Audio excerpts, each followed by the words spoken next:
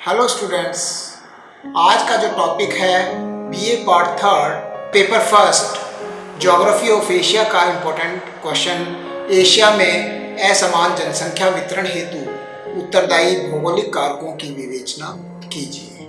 ये important question है। मैं doctor Narendra Singh Yadav, associate professor BSR government arts college Alwar. Asia जो है विश्व का सबसे बड़ा महाद्वीप है और जनसंख्या घनत्व की दृष्टि से भी यहाँ पर काफी अधिक जनसंख्या पाई जाती है।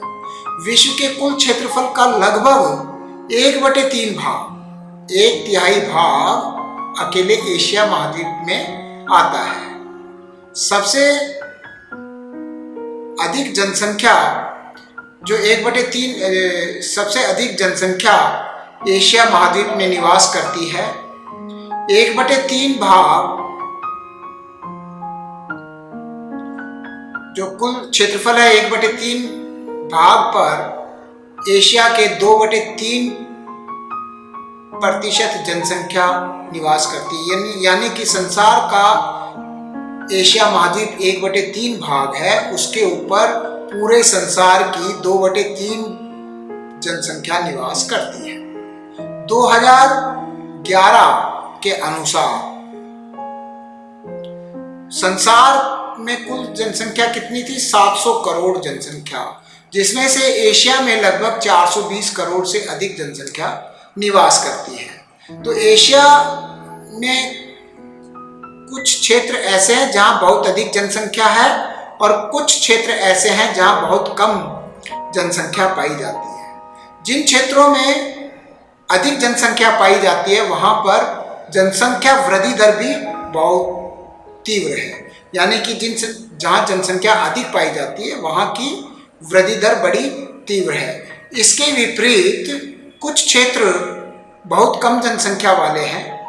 इन क्षेत्रों में प्राकृतिक संसाधनों का प्रयोग भी अच्छे से नहीं हो पाया है क्योंकि कम जनसंख्या की वजह से। अतः एशिया की जनसंख्या का असमान वितरण जो है उसकी वजह से घनत्व में भी अंतर पाया जाता है। कुछ क्षेत्र हैं जहां पर घनत्व अधिक पाया जाता है, यानी कि 1 किलोमीटर के क्षेत्र पर प्रति कितने व्यक्ति निवास करते हैं, तो उस हिसाब से देखिए विश्व में केवल यूरोप महाद्वीप को छोड़कर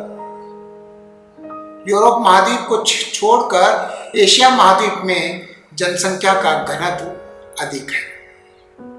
विश्व जनसंख्या का घनत्व लगभग 46 व्यक्ति प्रति वर्ग किलोमीटर है। यानी कि पूरे संसार का अगर जनसंख्या देखें तो उसका जो 46 व्यक्ति प्रति वर्ग किलोमीटर के आसपास घनत्व आता है, जबकि एशिया का घनत्व है वो 84 व्यक्ति प्रति वर्ग किलोमीटर आता है। इस प्रकार एशिया महाद्वीप में जनसंख्या का घनत्व अधिक पाया जाता है। जनसंख्या का असमान वितरण जो है वो उसके क्या क्या कारण हैं, इसमें प्रसिद्ध विद्वान क्रेसी के अनुसार एशिया में अनेक स्थान ऐसे हैं जहां बहुत कम मानव निवास करते हैं और अनेक स्थान ऐसे हैं जहां बहुत अधिक जनसंख्या में मानव निवास करता है। वास्तव में अगर एशिया की जनसंख्या के वितरण मानचित्र को देखा जाए तो लगभग जो 1/3 भाग जो एशिया रूस के अंतर्गत आता है, मतलब एशिया का भी 1/3 भाग जो रूस के अंतर्गत आता है, वहां जनसंख्या बहुत कम मिलती है। इसके विपरीत चीन, भारत और जापान जो कि मानसूनी जलवायु प्रदेश के अंतर्गत आते हैं, जो कि दक्षिण पूर्वी क्षेत्र में स्थित है एशिया के, वहां जनसंख्या अधिक पाई जाती है। तो इस प्रकार से एशिया में भी कुछ स्थान ऐसे हैं जहां बहुत कम जनसंख्या और कुछ क्षेत्र ऐसे हैं जहां बहुत अधिक जनसंख्या पाई जाती है। इस जनसंख्या के असमान वितरण के लिए मुख्य कारक जो है निम्नलिखित हैं। सबसे पहले धरातल। देखिए, जो असमान वितरण में धरातल की बनावट का बहुत बड़ा योगदान होता है। दक्षिण और दक्षिण पूर्वी भागों में, दक्षिण व दक्षिण पूर्वी भागों में मिलने वाली नदियों के मैदानों में, क्योंकि वहां मैदानी भाग है नदियों के द्वारा, वहां जनसंख्या अधिक मिलेगी। जिस प्रकार उदाहरण के लिए गंगा का मैदान है, यांगसिकियांग का मैदान है चाइना में, इन क्षेत्रों में जनसंख्या की बसावट अधिक है। जबकि मरुस्थलीय या रेगिस्तानी भागों में और पर्वतीय भागों में जनसंख्या घनत्व कम मिलेगा। दूसरा जो असमान जनसंख्या वितरण का कारक है जलवायु। देखिए, जलवायु का भी जनसंख्या वितरण पर बहुत अधिक प्रभाव पड़ता है।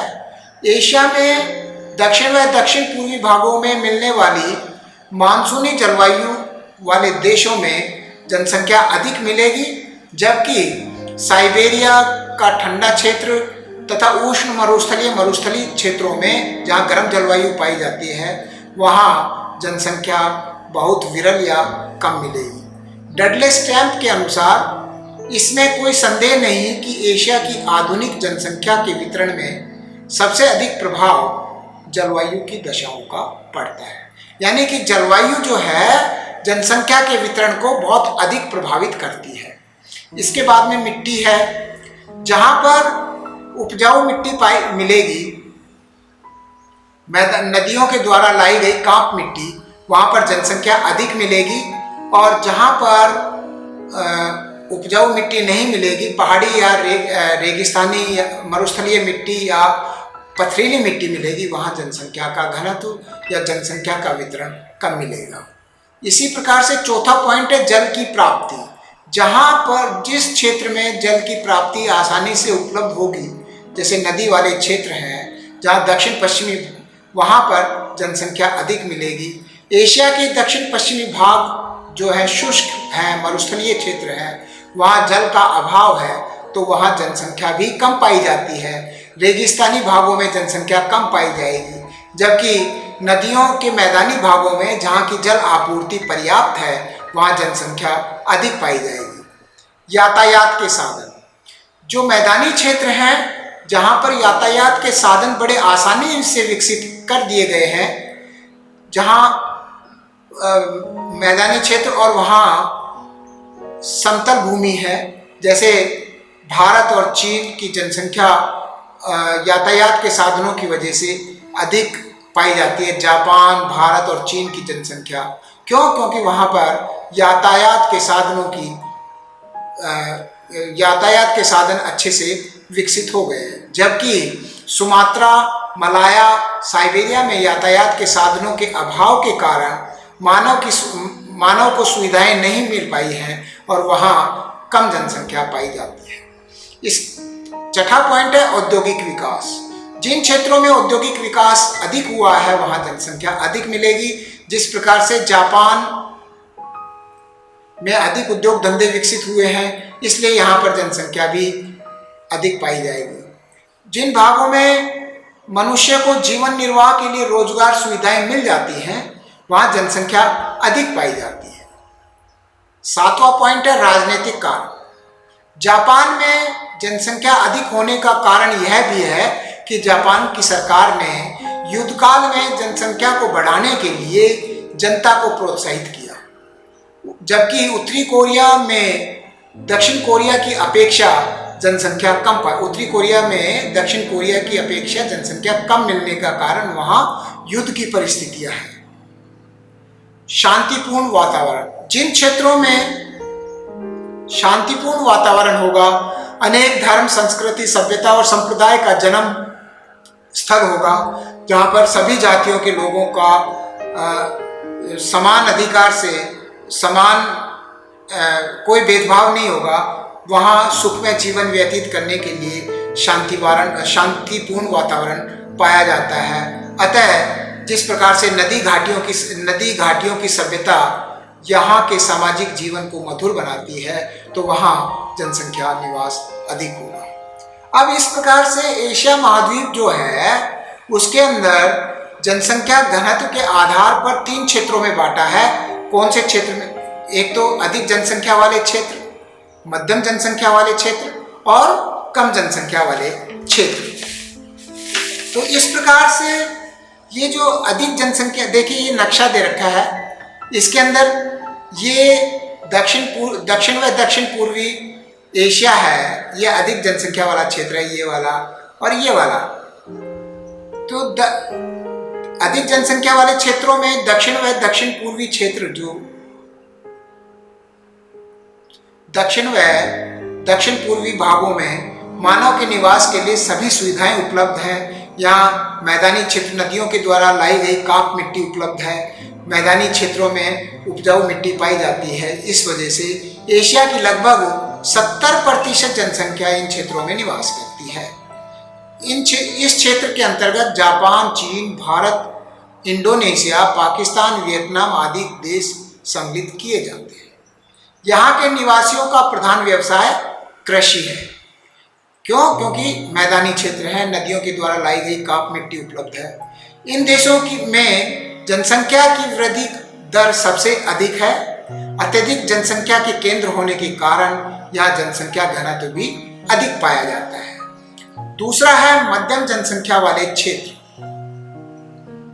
एशिया महाद्वीप के कुछ भाग ऐसे हैं जहां पर मध्यम जनसंख्या पाई जाती है, जैसे Myanmar, Thailand, Malaysia, Turkey, Nepal, Cambodia, Syria आदि क्षेत्र। इन भागों में एशिया महाद्वीप की लगभग 22% जनसंख्या निवास करती है। यहाँ के निवासियों का व्यवसाय भी कृषि है। जलवायु की उपयुक्त दशाओं के अनुसार ये पशुपालन का भी कार्य करते हैं और यहाँ जनसंख्या की वृद्धि दर अधिक नहीं है जितनी कि भारत, चीन, जापान में है। इसके बाद में कम जनसंख्या वाले क्षेत्र, इन पॉइंट्स को आपने अंडरलाइन करना है। इस क्षेत्र के अंतर्गत एशिया महाद्वीप का वह भाग सम्मिलित है जहां मानव निवास के लिए सुविधाएं प्राप्त नहीं है, यानी कि बहुत कम सुविधाएं पाई जाती हैं। इस क्षेत्र का अधिकांश भाग या तो पहाड़ी या पठारी है या मरुस्थलीय क्षेत्र है। पहाड़ी, पठारी या मरुस्थलीय रेगिस्तानी क्षेत्र एशिया के गर्म व शीत मरुस्थल इसी क्षेत्र के अंतर्गत आते हैं। इस क्षेत्र में एशियाई रूस, मंगोलिया, अरब, ईरान, अफगानिस्तान व तिब्बत आदि का पठार सम्मिलित है। यहाँ जलवायु व अन्य प्राकृतिक परिस्थितियां मानव आवास के लिए अनुकूल नहीं है। इस भाग में एशिया महाद्वीप की लगभग 8% जनसंख्या निवास करती है, जबकि यह भाग एशिया महाद्वीप का लगभग आधा 1/2 भाग घेरे हुए है। यहाँ जनसंख्या बहुत कम पाई जाती है, इसलिए जनसंख्या घनत्व भी कम पाया जाता है। इस क्षेत्र में कुछ स्थान तो ऐसे हैं जो मानव से शून्य है।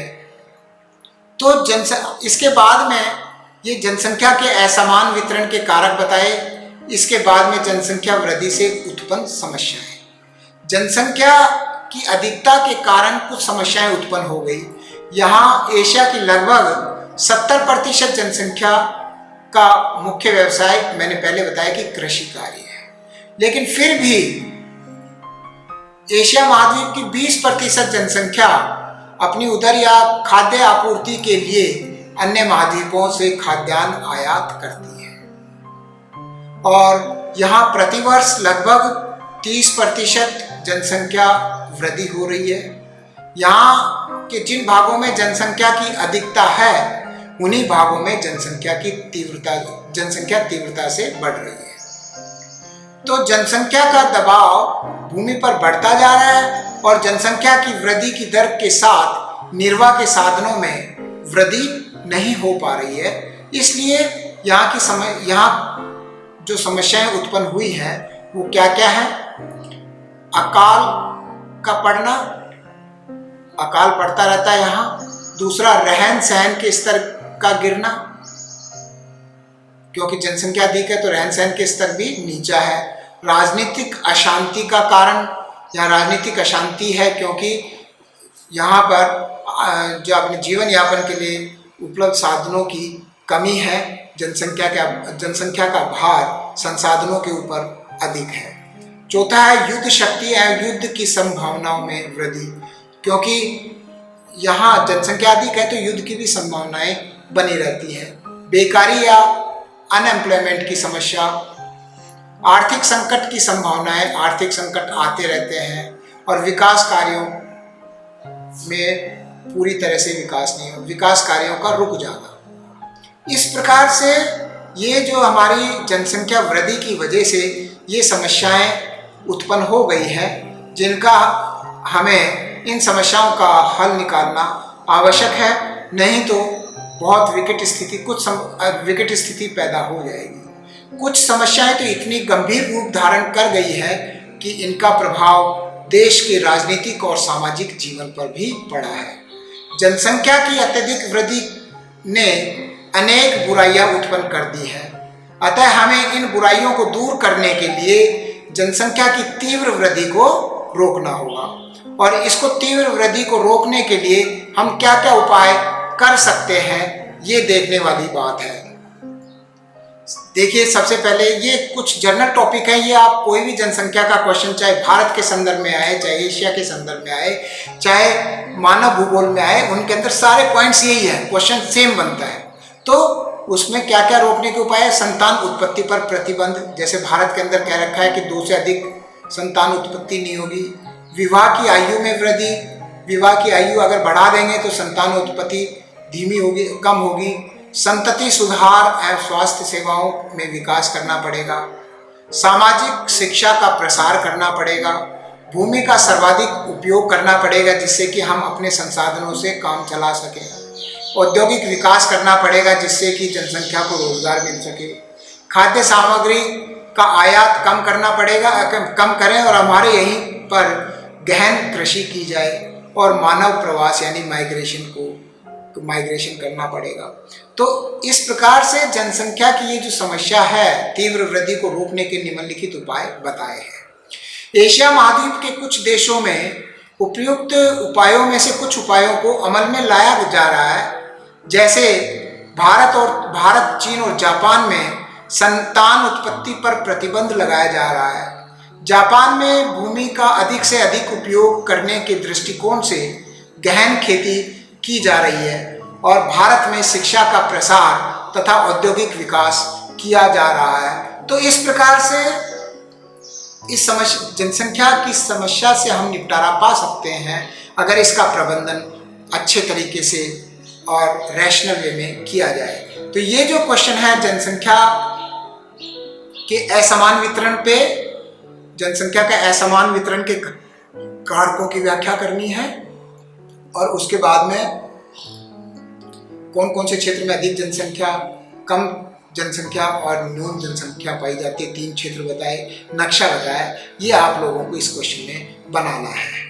तो ये क्वेश्चन आशा है आप लोगों को अच्छे से समझ में आ गया होगा। ये जर्नल क्वेश्चन है, इसको अच्छे से इसको याद कर लें और इसको याद करने में भी समस्या नहीं आएगी। आप लोगों ने अगर अभी तक मेरे चैनल को सब्सक्राइब नहीं किया है तो आप लोगों से रिक्वेस्ट है जल्दी से जल्दी मेरे चैनल को सब्सक्राइब करें, जिससे कि आपको समय समय पर मेरे जो वीडियो लेक्चर्स और PDF नोट्स आप लोगों को उपलब्ध होते रहेंगे। और अगर आप लोग मेरे चैनल को सब्सक्राइब करते हैं तो मुझे भी इससे मोटिवेशन मिलेगा और अच्छे से अच्छी सामग्री मैं आप लोगों के सामने देने का प्रयास करूंगा, अच्छे से अच्छे लेक्चर्स रिकॉर्ड करने का प्रयास करूंगा। Thank you. जय हिंद।